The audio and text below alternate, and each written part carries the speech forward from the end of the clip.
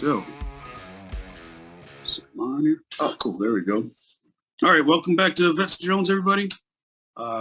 We have had some interesting people are talking about music on here.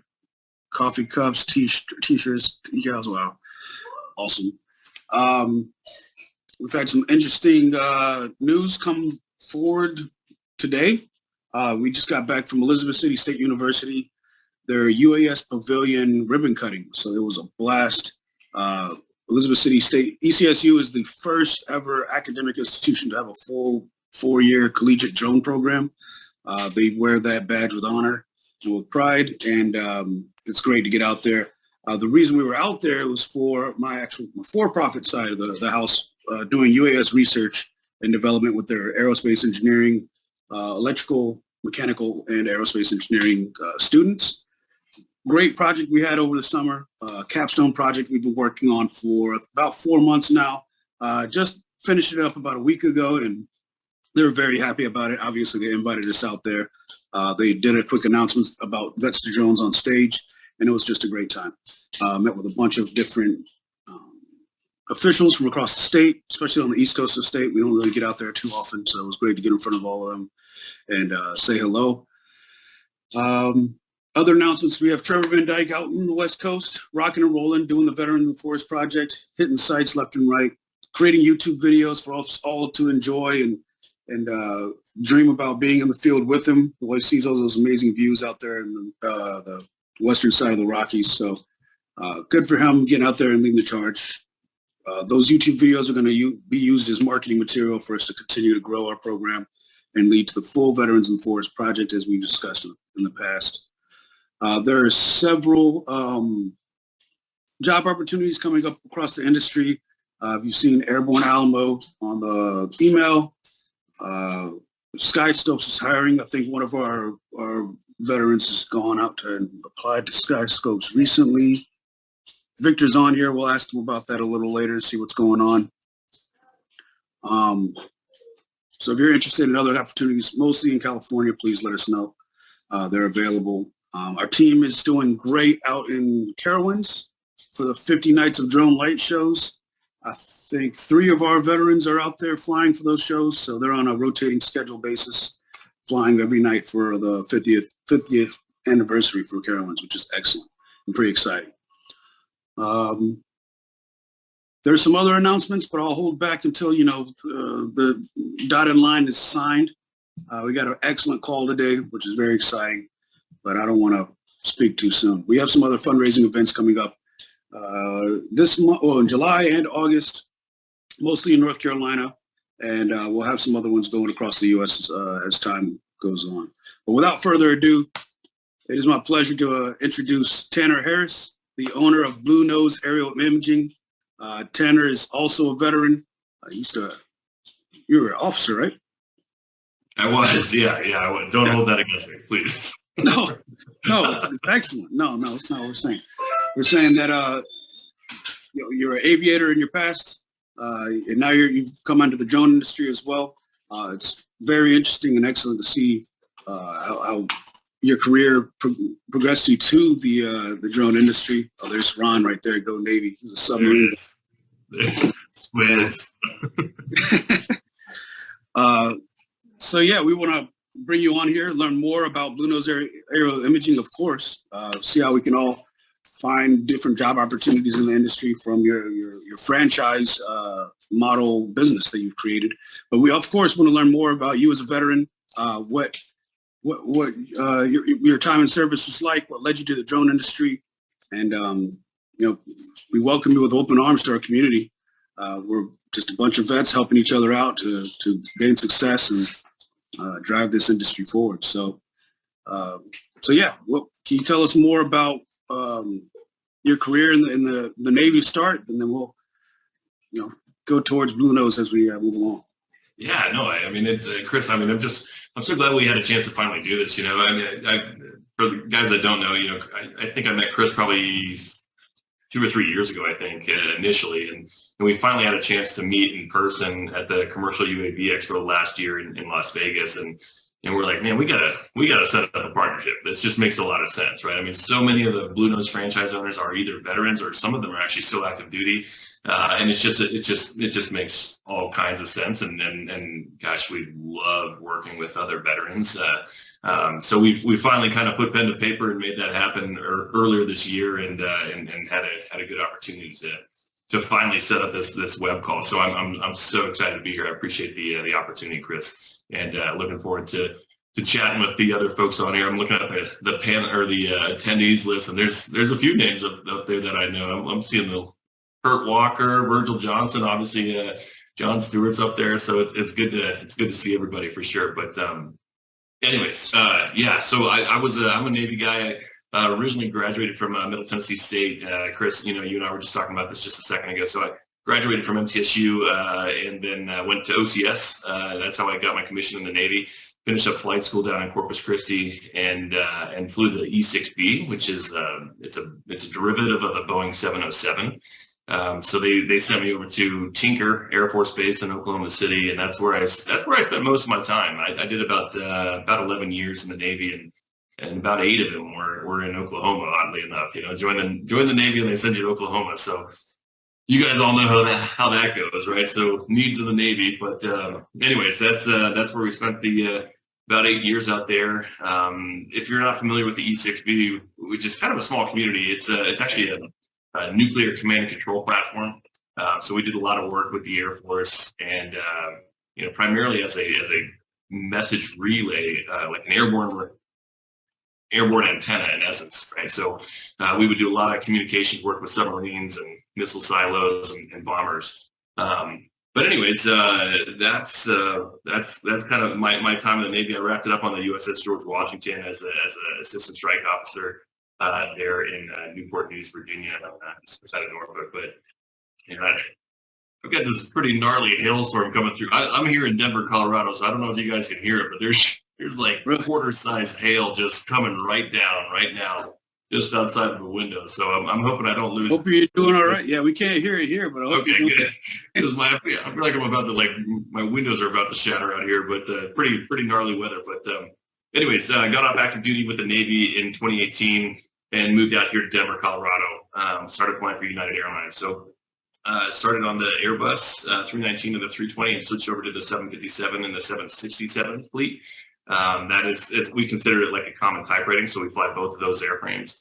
And then a couple of years back, I started teaching at the United Airlines Flight Training Center here in Denver as well. So that's kind of my day job, if you will. My 9 to 5 is teaching in the flight simulators. But so that's kind of a quick little bio about my background. But really, why Chris and I were able to connect, and why I'm here to really speak to the drone industry is.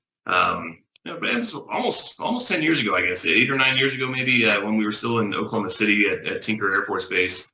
Drones were becoming commercially available for the first time, and you could start buying them off the shelf. And people were, hey, how do we do this? How do we make how do we make money with all these different, platforms and sensors? And being that we were in Oklahoma City, the roofing industry is booming always, right? You're in Tornado Alley, and there's hailstorms just like we have here in Denver right now. So that's kind of where we initially started to focus was in the roof inspection side of things, right? Like, hey, let's pop up a drone, let's put a camera on it, let's take some pictures of rooftops and see how we might be able to help people out, whether those are homeowners or insurance adjusters or roofing companies or whomever they might be.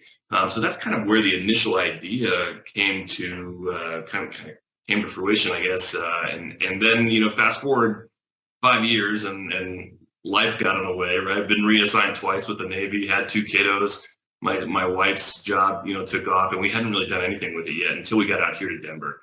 And so once we kind of made that transition off of active duty service and kind of finally, laid roots here in Denver, Colorado, I pivoted back towards the drone business, and that was 2019 timeframe.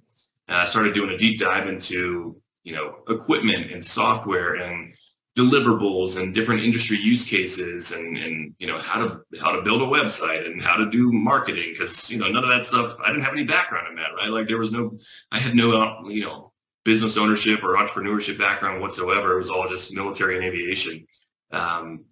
So started to really focus on that a lot, and then launched the website in March of 2020. right as the pandemic was just exploding, and obviously as an airline guy, the airline industry just went upside down almost overnight. So it was just kind of a bloodbath in the industry, right? So we pivoted very, very quickly to the drone side of things, which I'm so glad we had kind of done that when we did, because it had something that I could focus my time and energy and efforts on, was building a business that hopefully could support myself and my family, and it's in this huge new emerging industry. So anyways, it was actually really good timing, because within about 2 days or so, 2 or 3 days after we launched the website, a bunch of buddies of mine that I'd flown with in the Navy or at United had reached out and said, hey, tell us more about the drone business. Tell, what type of equipment do we need, and software, and how do you set up a website, and how do we do marketing campaigns and all this stuff.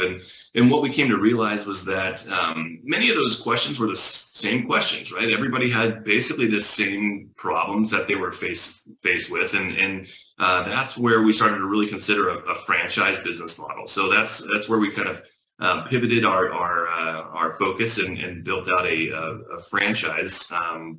So that is what's now Blue Nose Aerial Imaging. So we're a franchise drone service provider throughout the country. I know John Stewart's on here. He's one of our rock stars franchisees. So we've got about 21 locations right now. We do work in a number of different industries, primarily agriculture and infrastructure. Those are really kind of our two main pillars. Gosh, it's all over the place. And as I'm sure, as you guys all know, there's the sky's the limit, right?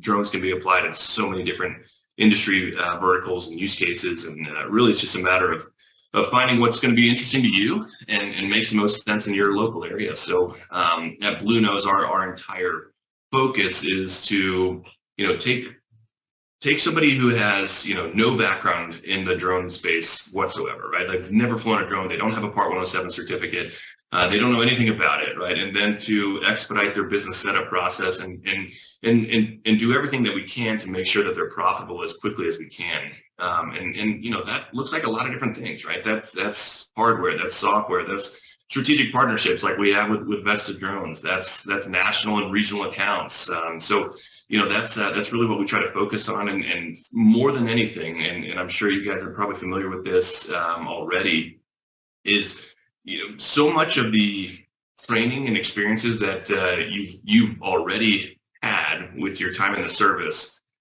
makes just a world of difference, and it just transfers over into the entrepreneurship side of things really, really, really well.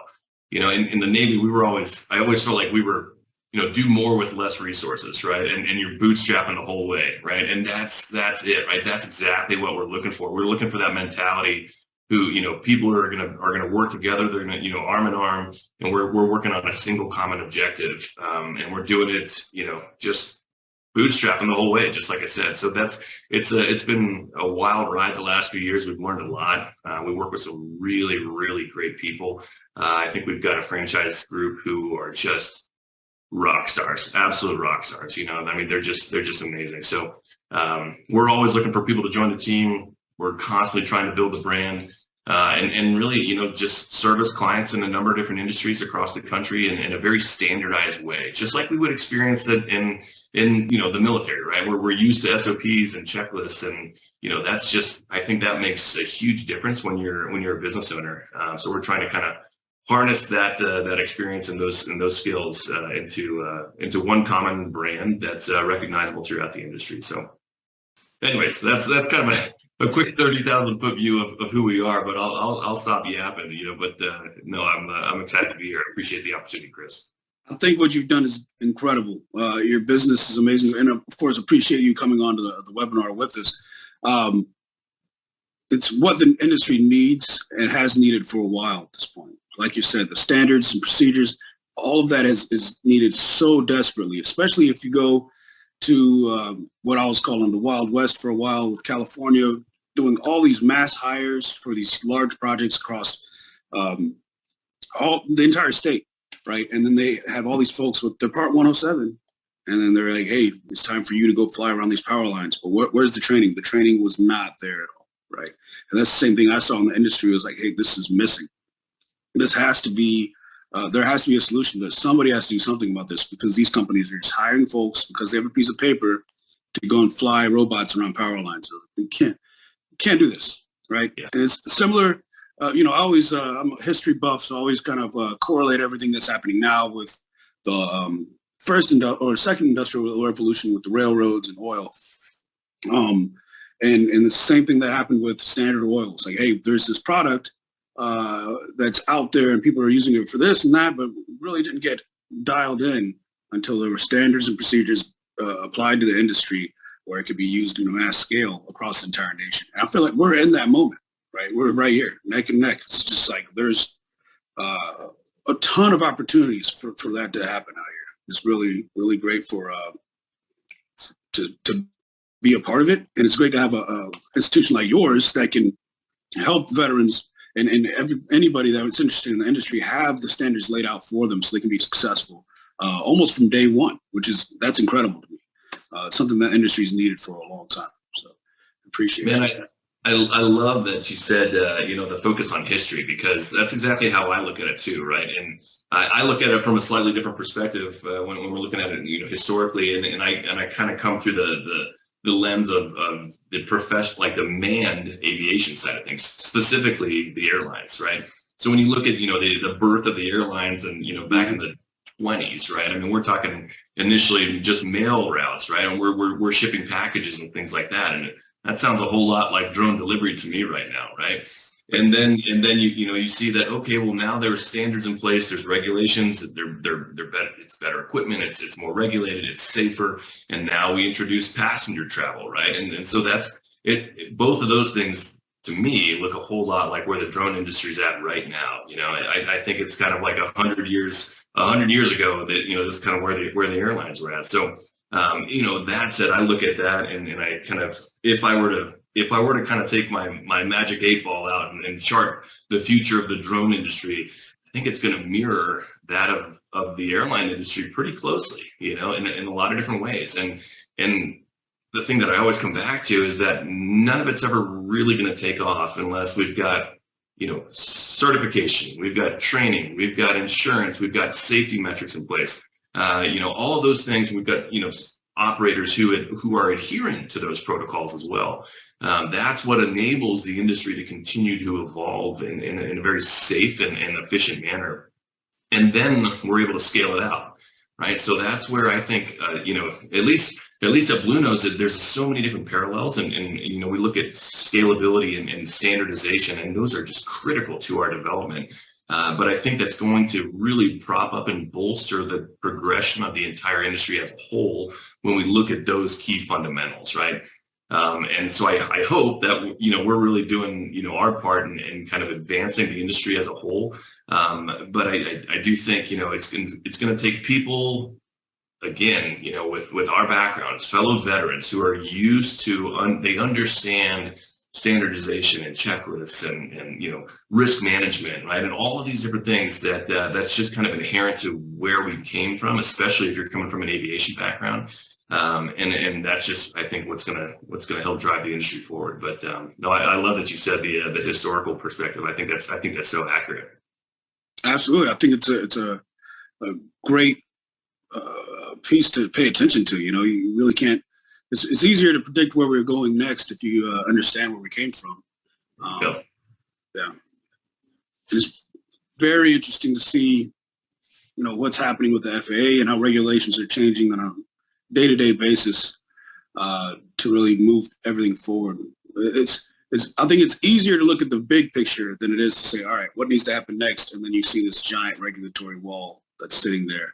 It's like, all right, how do we go through this wall? Do we go around it? Do we have to build a door to open? Like, what's going on? I don't think we can climb it. So it's an interesting place to be in the industry right now. Interesting time. Yeah, I think you're right. Especially when you talk about, say, the topic that immediately comes to my mind is beyond visual line of sight, right? And those waivers, right? a couple of years ago, that was basically unheard of, right? Like you're not getting those waivers out there. But now as things are starting to progress and the equipment's becoming safer and we've got the documentation and, the training requirements, you're starting to see that more often, right? So the FAA is albeit slow to the game, right? But they're doing that, I think, on purpose. Well, say what you will about the FAA, I suppose, but they have their own methodology, right? And it's proven out. So I think the more emphasis that we can place on regulatory compliance, right, and doing it the right way, the safe way, the certified and insured way, that's what's going to help the industry kind of continue to grow, I think. So we'll see.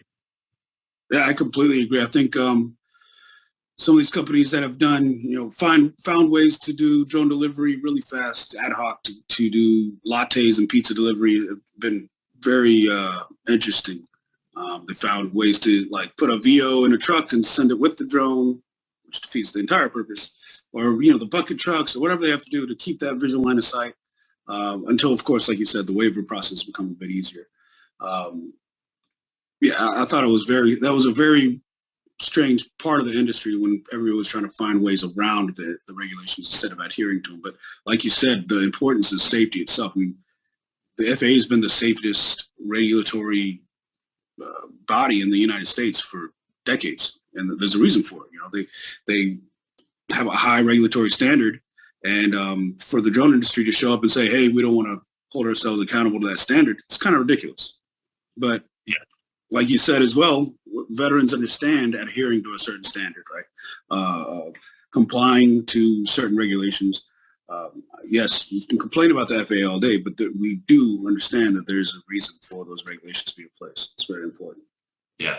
And I'd take that one step further, right? Not just within the United States, but across the world, right? Like the FAA's safety record is outstanding, right? I mean, we're talking just a fraction of 1% when it comes to, say, fatal mishaps, right? So that's their perspective, right? That's how they're trying to ensure a safe industry that covers a lot of different operations, whether that's passenger travel or freight or whatever it might be, right? So when you've got that type of safety record, which is, sterling, right? It's wonderful, right? And then they're also trying to adopt the unmanned industry in its infancy into the national airspace system. It's no easy task, right? Like that's not easy. So, they're naturally, I think, a little gun shy about pulling the trigger on total implementation and integration, I should say, within the NAS. But that's they're getting there. They're getting there. So I'm cautiously optimistic that they're going to find their way. But it seems like they sure are lately, I think. So we'll see. Well, crawl, walk, run has been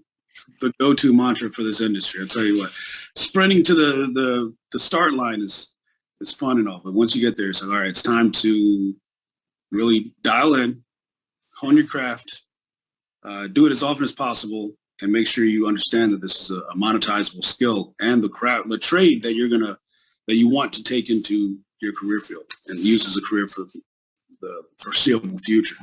Yeah. So we have a couple of questions popping up here and there in the chat and in the Q&A. One of them is about VR&E. For training through Blue Nose. I don't know if you do that at all, or if you've looked in. Virgil, can you expand on that VR&E? What do you mean by that? Vocational rehab. So that's if you have 30% or greater VA claim as a veteran, then you can use vocational rehab instead of your GI Bill for vocational training. So it can work for a vast variety of educational programs, but they're all designed to make sure you get gainfully employed in the civilian world. So that's VR&E. It's almost completely similar to the GI Bill, post-9/11. Okay. Yeah.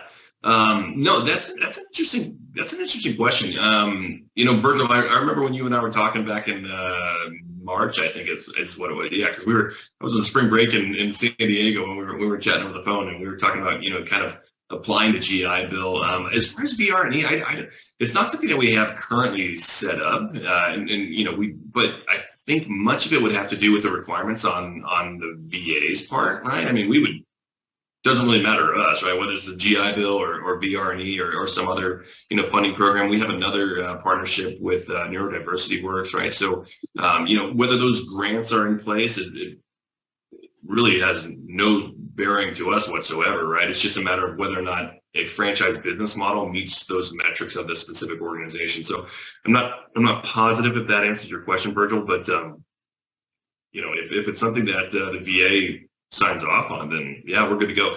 One of our franchise owners in Virginia Beach right now is he's wrapping up his active duty time with the Navy in next year, like I think I want to say February of 24. So one of the things that we're looking at doing is setting up a skill bridge program with Blue Nose, right? So partnering with the DoD on that and trying to figure out how we might be able to work that out. But so yeah, anyways, that's kind of where we're at. But yeah, we're approved skill bridge right now as well. I did have a conversation with one of our fellow veterans today. We can skill bridge or take our skill bridge interns and intern them out to you as well, even if it's temporarily. I'm pretty sure some of the veterans on our program would be interested in that. We have, I think, 3 or 4 more skill bridge interns coming on soon. So yeah, we have 1 right now, 2 just left, and we started with Glenn. So it's a great program. Love it. I used it when I was getting out of the Army, actually. So I did Marine Corps and Army. I don't know if I told you that, but yeah, it's a great program to use. Yeah, no, I've heard a lot of good things about it. I'm just kind of generally familiar with it, but I mean, it seems like a just fantastic program for sure. Absolutely, yeah. It's way to get out in the civilian world and really, get your toes wet before you just jump full-fledged in. I don't think there's a better way to use your last several months in the military career is really get out there. The TAPS program's not really up for whatever they call it now, SFL TAP, whatever it's called. I don't think it's adequate. Go sit there and get death by PowerPoint to learn how to become a civilian. That sounds ridiculous. It's like, all right, let's go out to the civilian world, meet some, and kind of see what it's all about. See what's happening out here, how people are making money, what people are doing for their time, or are there other ways to spend time other than being on an installation, or it's just a different world. Yeah, getting that real world training and experience behind your belt, I mean, that's what it's all about. So yeah, totally agree. Absolutely. Questions are still rolling in, but let me, lots of stuff going on over there in the chat. All right. Well, yeah, I'd love to learn more about how Blue Nose functions a little bit. I know, I don't know any other drone company that's a franchise like yours. We were inundated by the Uber style drone on demand apps. I'm pretty sure most of the folks on our call right now have either used them or heard of them. I know I'm tired of them. I'm not going to get paid $115 to go 4 hours down the road. I can't do it. It's not economically feasible, viable, or reasonable. So we'd love to learn more about your franchise model, how it works, and then I think it's brilliant.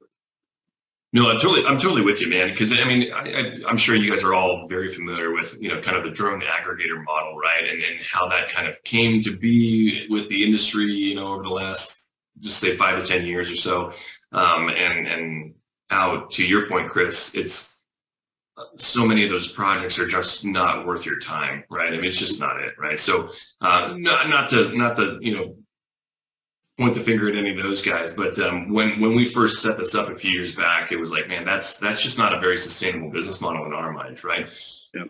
And on top of that, you've got, in essence, middlemen skimming off the top of the transaction, right? So, we're like, hey, no, that's not it, right? Like, that's not our angle. That's not how we're going to approach this. And, I see a couple different questions out there from Andrew and John's talking about the franchising and monthly payments, things like that. So just to kind of give you an idea of how franchising works, because it's not just, business ownership in itself is actually a fairly straightforward process, right? Like you apply with the state that you reside in, and oftentimes you'll set up an LLC, and then you'll get an employer identification number from the IRS. And, we can get into all the specifics of how you actually do that. But it's ultimately not that difficult, and it's a fairly straightforward process. right? But what happens after the fact when you've established yourself as a business owner, that's really where the rubber meets the road, right?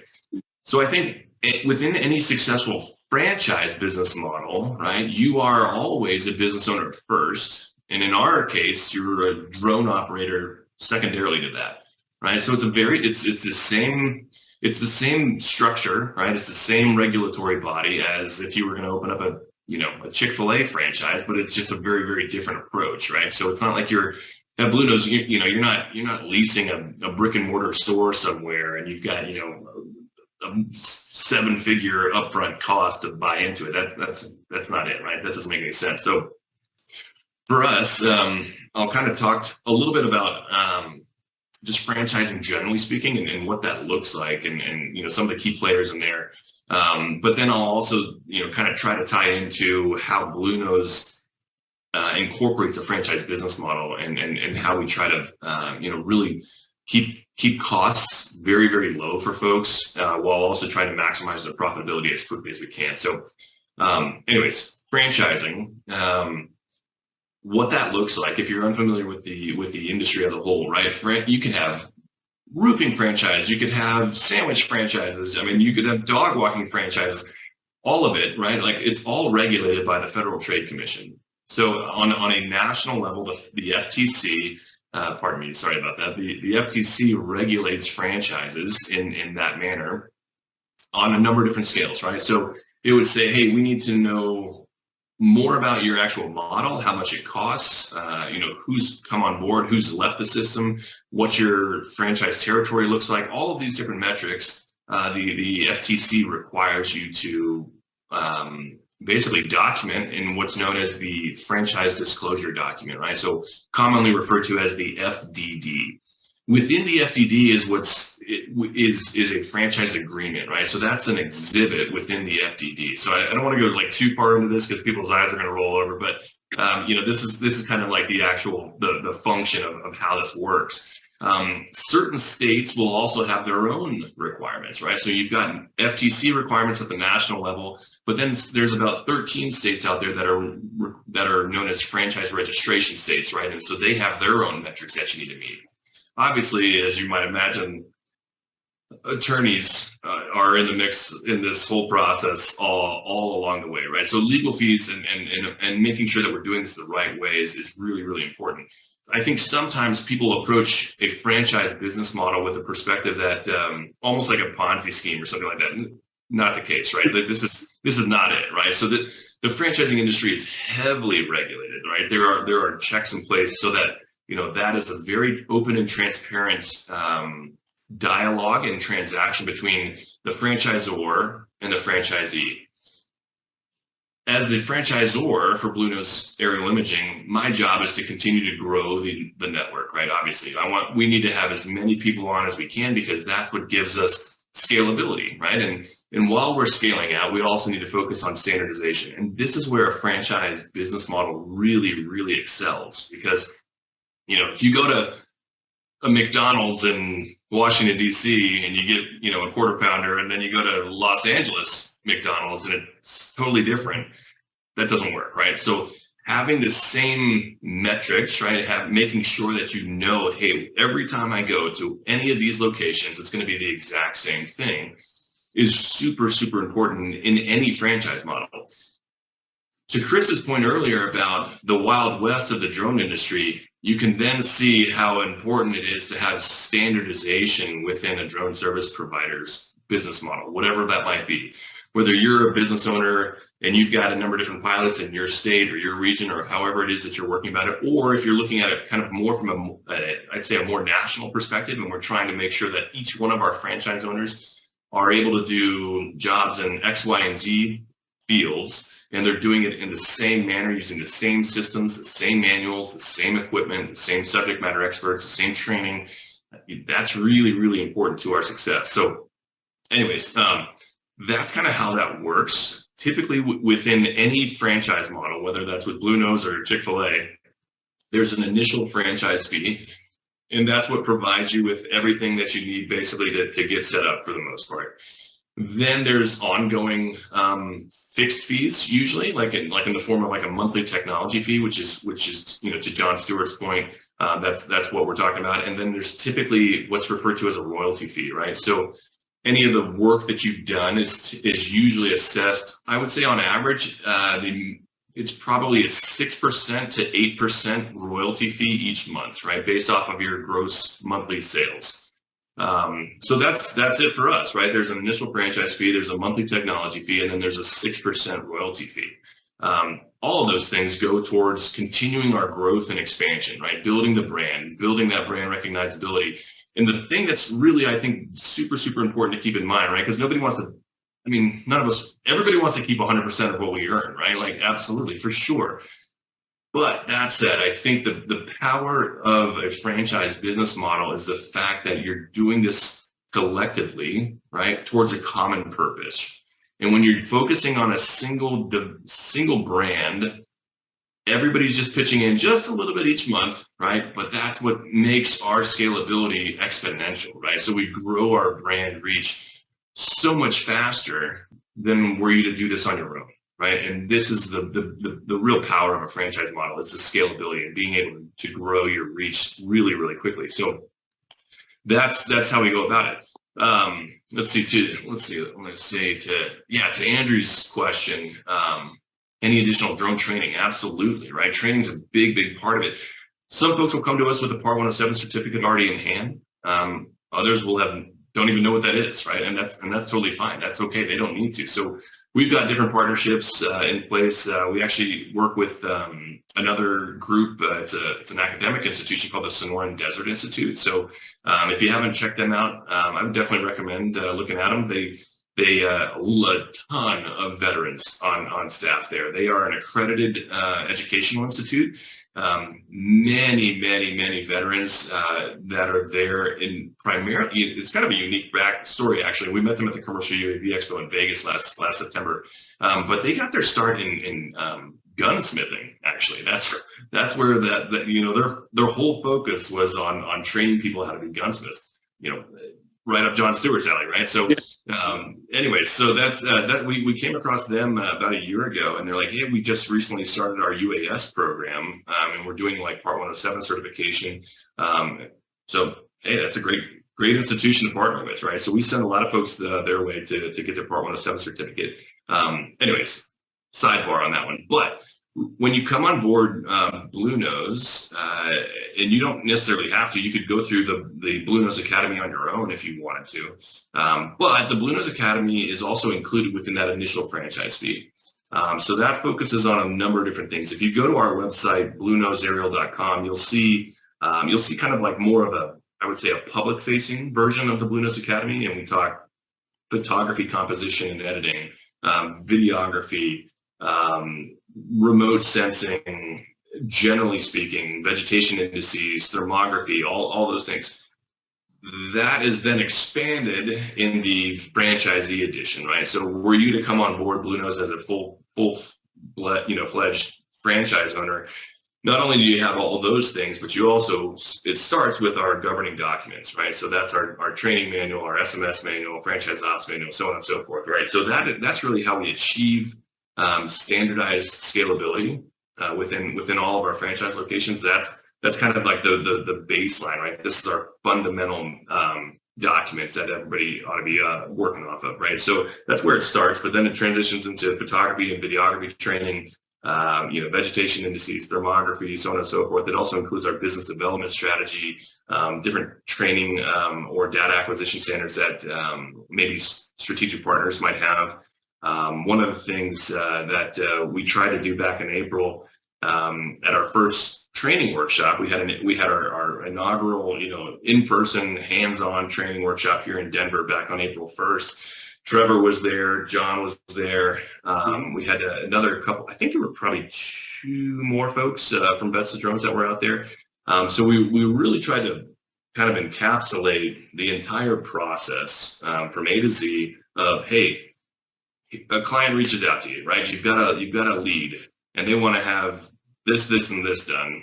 Go. how does that work, right? Like from data, collection to analysis to delivery over to the client, right? How should we charge for this, right? How do we price these services out at? So that's really what we try to do in the training workshop. We're going to do this again every year, probably right around March, April timeframe, I think. But anyways, we recorded all those workshops. We embedded that within the Blue Nose Academy as well. So I'm just rambling at this point, but that's perfect. Yeah, I mean, providing the training, it sounds like you set up all of your pilots and franchisees for success, which is what's incredibly important. Starting a business is not easy. I've done it a couple of times now, and having a map to guide you through the fog is stellar. I really appreciate what you're doing. You did hit on something that's, I think, is important for the industry as a whole, is knowing how to price your services properly. So here at Vetster Jones, we bring folks into the industry. It depends on whether they want to be a W-2 employee, they want to start their own business, they want to be a franchisee, or they just want to freelance and go and find work and kind of travel and fly. Pricing is one of the biggest things in the industry, right? You don't want to, especially if you're new, you might underprice yourself, and then it hurts everybody else. If you've been around for a while, you know what you're worth, you put a price on the table, and then the clients knew, they're like, why does it cost this much? They don't understand the data analytics strategy or the value of the data you're collecting. That's a very important piece. And then the business development and education is definitely needed for everybody joining this industry, but for us, especially for our veteran community, because we're here all to help each other. Yeah, I don't know how we could find a way to collaborate and educate our veterans, the folks in our program as well, on how to solidify that pricing. But I think it's important for the industry to really mark that standard. I don't know if there's like an unwritten document somewhere in some back room where it's like, all right, I'm in Colorado, this is how much I'm charging per acre. It's like, okay, well, I'm in Nevada, this is how much I'm charging per acre. Okay, I'm in Maryland, right? You see what I'm saying? But I think that the industry and us as professionals need to find a way to collaborate, really nail that home, because these high schoolers are starting to graduate with Part 107s, and that's not a good look if they're coming out here to do it for $50. I've done all types of service jobs and service businesses, and if you're out there doing power washing and you're charging $450 for a house to plus, and then you see a sign out there that's for $99, your whole business is undercut. And I don't know if you know the news about what happened in California, but that's literally what happened this past year. And the W-2 wages got cut in half because this new guy on the block came in, sent a quote into one of the large power companies, and it was at 70% of the going rate. So now nobody wins. Everybody just lost the game in this new industry by underbidding to a client that literally prints money. So I think it's a very important topic. Man, I think you hit on a number of different things there that really kind of speak to the entire industry as a whole and how it's evolved over the last, say 8 to 10 years. And that is, primarily our focus at Blue Nose, right, is kind of reversing that trend. And that, what we were talking about earlier from the outset was, this drone aggregator model, right? In essence, we all just join this one organization and we become just one person on their contact list, right? They've got hundreds or thousands of people in their their digital Rolodex, and that's okay. That's fine, right? And I think that was a way that the industry had to evolve right from the outset, right? They like, okay, here's some equipment, here's some new technology. How do we do this, right? Like, how do we make sense of it all? But I think the real inherent weakness of that model is just like you said, I'm going to undercut you every time and I'm going to get the job, right? So you're going to bid $100, I'm going to bid 75. You're pissed because you didn't get the job. I'm pissed because I didn't get paid enough for the job. And the client's probably pissed because I probably did some shoddy work, right? Because $75 is nothing, right? Like why I wouldn't even drive across Denver for that, right? So, that's really kind of where I think the inherent flaw is in that business model, and in that it just creates this downward spiral to nothingness, right? So why would us as potential entrepreneurs, future business owners, why would we even waste our time if we see that, there's no profit there, right? Like it doesn't matter, right? If to your point, if there's a high schooler coming out with the Part 107 certificate and he's like, no, I'll do anything for $20, right? It's like, well, that just doesn't, that one, it's like, you should immediately, red flags ought to be going off. Like, are they insured? Are they trained? Do they know anything about these deliverables that they're requiring? So I think, unfortunately, that we've got two different things that we're looking at from a client's perspective. One, this is new technology, right? New technology, I don't know exactly what this technology can do for me, if I'm a farmer, right? Or if I'm out there just building cell phone towers, right? How does this technology work and how does it benefit me, right? So there's an educational component of that, which is really critically important for people in the industry to be able to articulate. Two, there's a quality assurance standpoint, right? So if you're just saying, oh, well, I know drones can help me, optimize my harvest time when it comes, September, October timeframe, and this is the moment that we need to, go harvest all the wheat, whatever it is, right?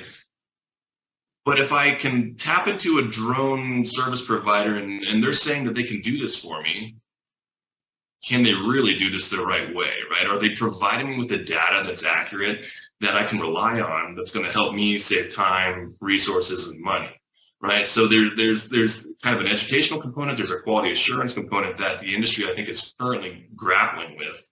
Yeah. And that's really what we're focused on, right? Is correcting all those things, right? And trying to do it better and better and better and better, right?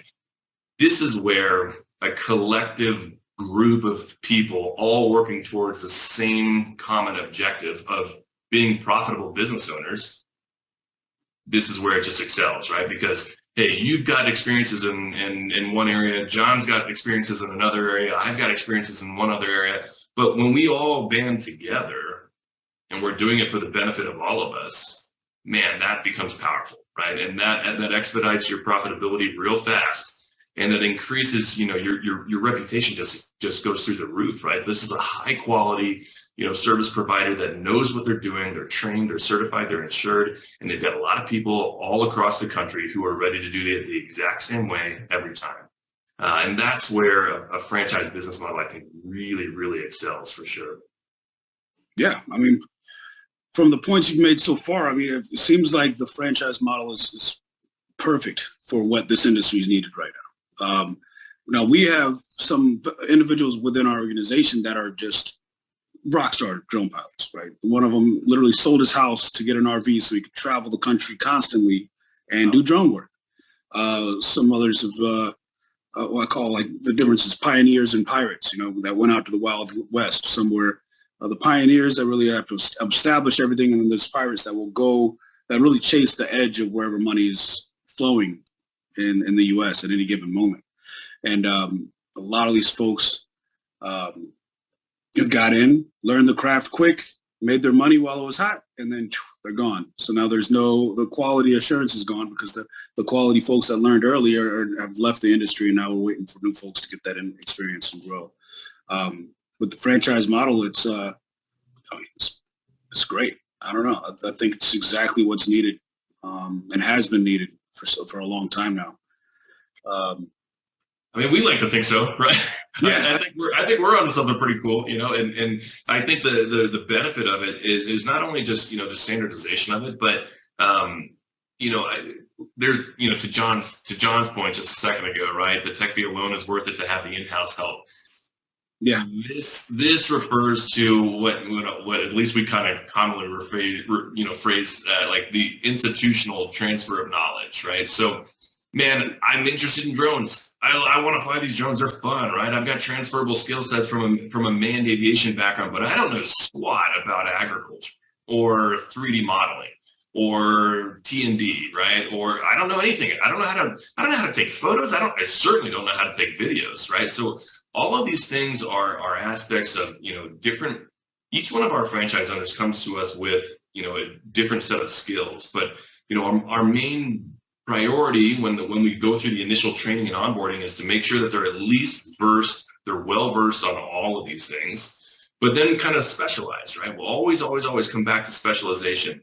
And that looks different to each franchise owner. And it's primarily based upon their local market, right? We always say, hey, there's riches and niches. So, hey, if I'm in Manhattan, agriculture is probably not the play, right? It's probably not where you're going to be finding most of your profit margins. So having yeah, exactly right. So having that upfront market analysis is really important.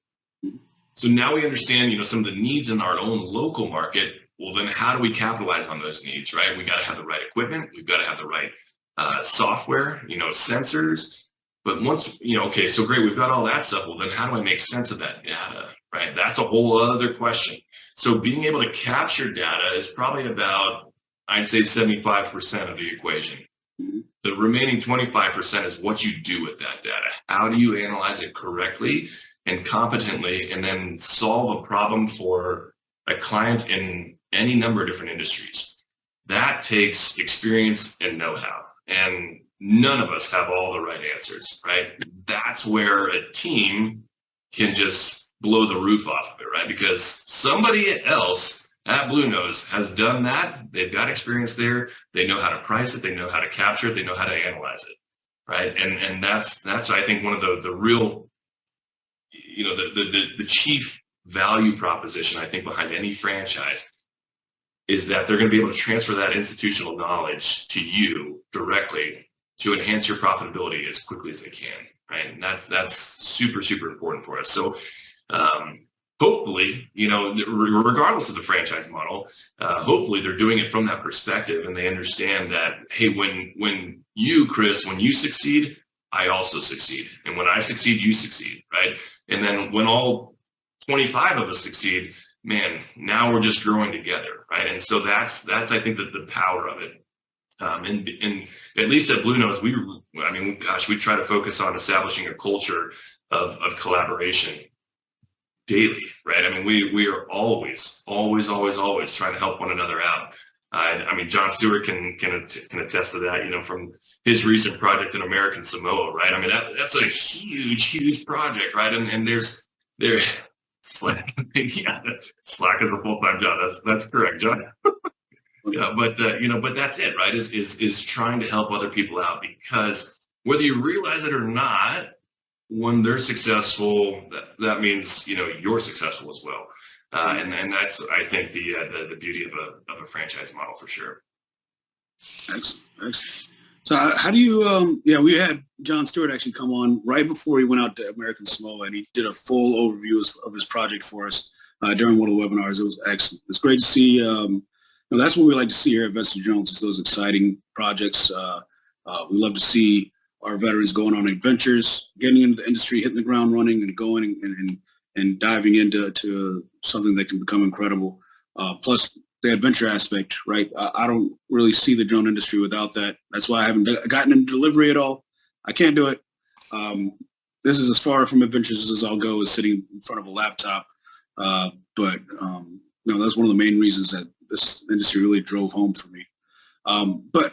So one of the other questions I'd like to know is, how do you compare Blue Nose aerial imaging franchise DSP to some of the other existing DSPs, some of the larger DSPs, or even the business model? And I'm going to have a compound question. I don't know if you noticed this kind of a thing, of Drone Up doing their delivery operations out of Walmart, but then also dispersing around, finding drone service jobs outside of these hubs they're creating as well.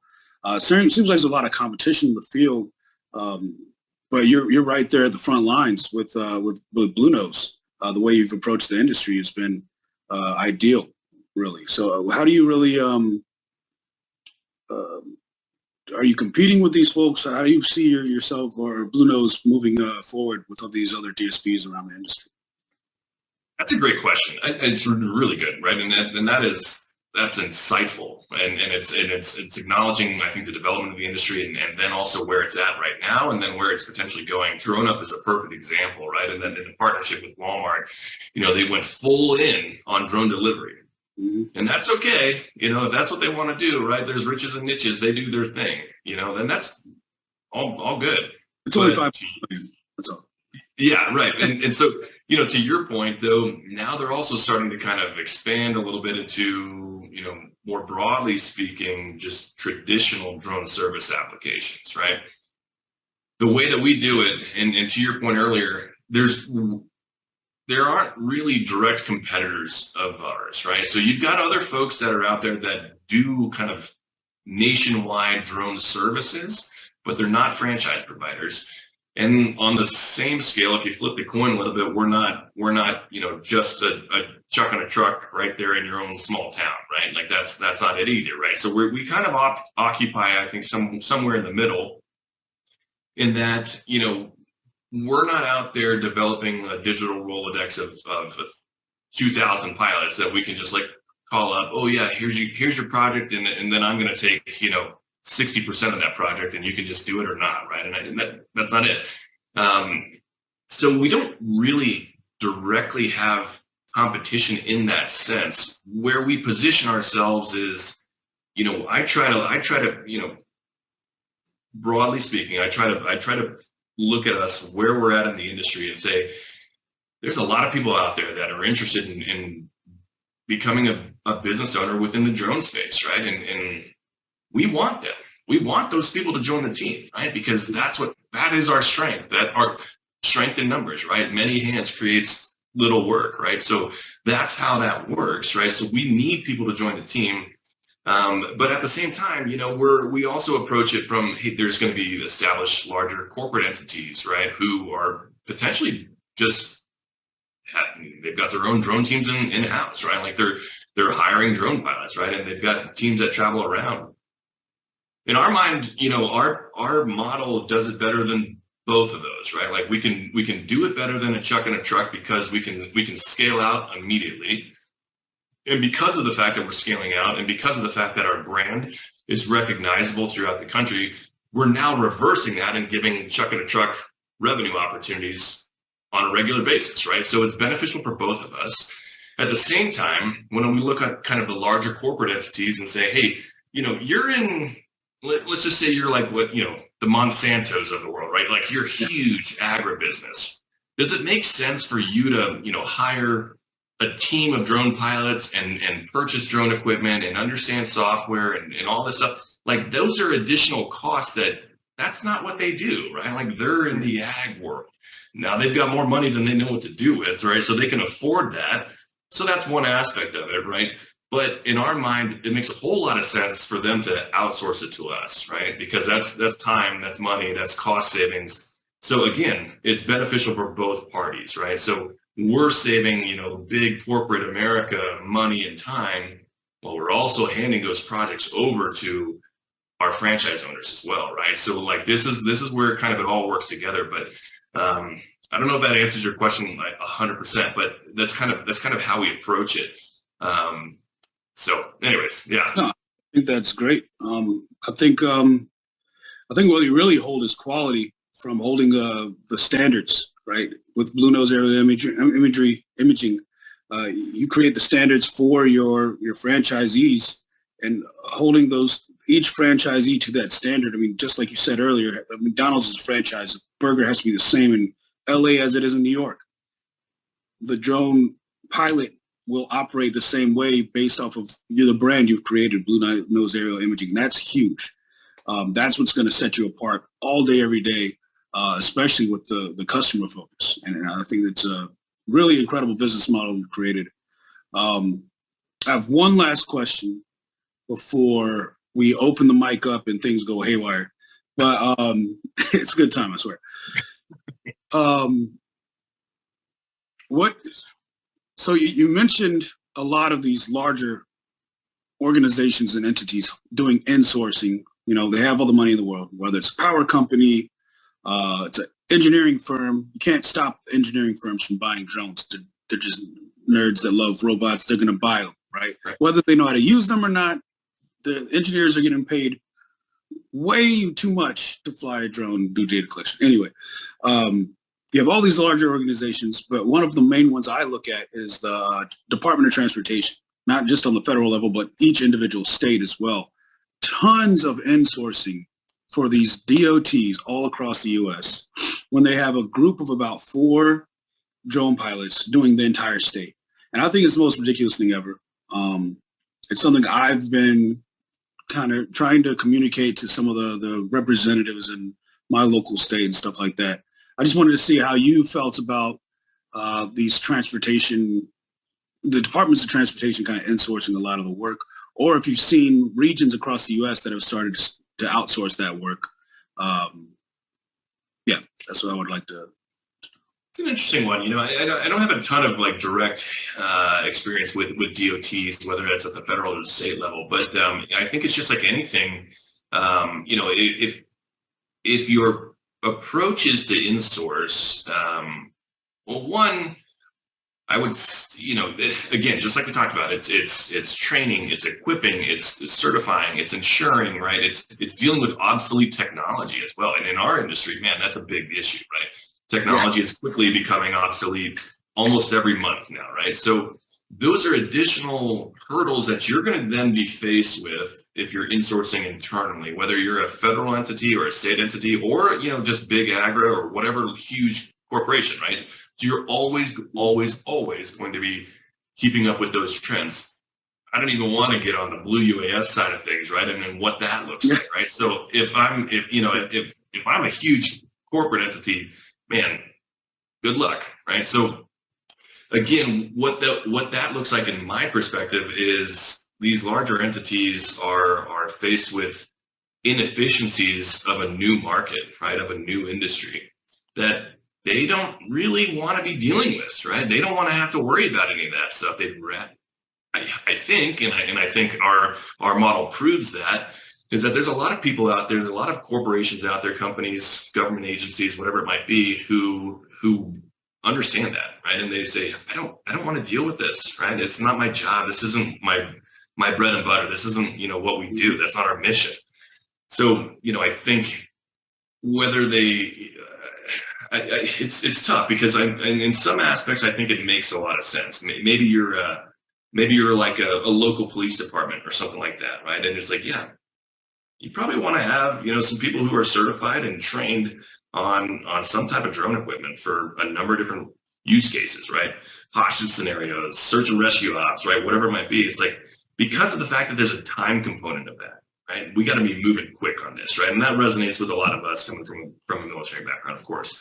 That said, I think within our model, what's unique about it is that there's always a profit motive, right? So that's an incentive for us to do better, to do it faster, to do it, more effectively, right? And that is a value that we can provide clients in a number of different use cases, whether those are federal or state clients or big agro or Verizon, or, we just did a job for Excel Energy out here in Colorado, which is a major utility provider for us. So, I think it's a balance, and that some of these organizations are definitely going to do this in-house for sure. Absolutely. And to each their own, right? More power to them. Hopefully they're doing it the right way. But if and when they realize that it's costing them time and money and resources, we're here to support it, I think. So Perfect. Absolutely perfect. Yeah. That's good, man. Yeah, that's amazing. That's the trend that happened in California. Everybody blew up, and power companies tried to do it for about 2 years. They failed, and then the DSPs emerged, of course, after the Paradise Fire and all the insurance stuff and all that. And it's all history from there. Well, and I think that's the thing too, right? Is depending upon their scale of operations. Good night. I mean, it could cost me an arm and a leg to fly maybe I've got a drone team that I hired in-house, but now I got to fly them all the way across the country, maybe even across the world, right? Who knows what that looks like? I mean, that's just the transportation and logistics alone becomes kind of a nightmare, right? So yeah, to the extent that it's possible where you can just contact one group that can just tap into their network already, that's already established, that's trained and certified and know what they're doing, and then just assign that project to them, man. That's really where we're trying to position ourselves for sure. And, to the point that, maybe if you're a franchise owner and you're like, gosh, I just got assigned this huge job in agriculture and I don't know anything about it. Well, that's okay, right? Well, hopefully you've learned enough from the Blue Nose Academy from the outset in your initial training and onboarding. But even if you still have more, additional questions, and John Stewart can speak to this as well, right? Not only the other franchise owners that you could fall back on, right? It's very much a collaborative effort, and we're all working together. We're all, kind of trading industry secrets, and this is what we did. This is how this didn't work well. This worked really well, whatever it might be. But there's also another couple guys that work with me on the corporate team, right? And one of them is a GIS scientist, and the other is a videographer, right? So, good grief, from a videography standpoint, if you've never tried to edit video footage, man, it's not easy, right? You got to know what you're doing. You got to have the right equipment. You got to have the right software, and you've got to have a lot of time too. If you don't know what you're doing, it's very time consuming. So in that regard, we say, hey, Blue Nose franchise owners, go capture the footage. You can do it, right? Like, look at this. Use the training that we've provided you. Consider these shot types, sequences, whatever camera settings it might be. But then we'd really strongly encourage you to work with our Blue Nose videographer, right? So that's where he's coming from. His background is in videography and film editing and production. So it's one specific example where, if you don't really know how to edit video footage, it's going to be pretty apparent, and that's to your point earlier about quality assurance, right? Like making sure that the deliverables that we put out to clients are of really, really high quality regardless. On the flip side of that, our GIS scientist, that's what he did in the Air Force, right? So he was a GIS scientist in the Air Force, and he was out there with me the other day for this Xcel Energy power plant project, right? And they had some pretty specific requirements in terms of a 3D model and a 2D ortho and, point clouds and GSDs, all these different things, right? And it's like, I don't get to fly a whole lot anymore, right? I'm kind of more just focused on building the business, but Jason, our GIS scientist, man, he is we call him our drone doctor, right? I mean, he is a technical SME through and through, right? So if you've got those questions, if you've got those concerns about, hey, I don't exactly know how to do this. I know, kind of roughly speaking what this looks like, but I don't exactly know how to analyze that data correctly. We've got other people on the team that can help you out. So that's, I think that's, again, one of the really powerful propositions, I think, behind any franchise models. That's huge. Having that support system is massive. That's what leads to success right there. And I've met Jason several times now, and his wife with Neurodiversity Works. Great folks. You have a great team, great camp over there. It's good. Look, you said now you're speaking our language. So it's past the hour, it's 7. Everybody's been patient. I'm gonna have to open the mics up and have a good conversation.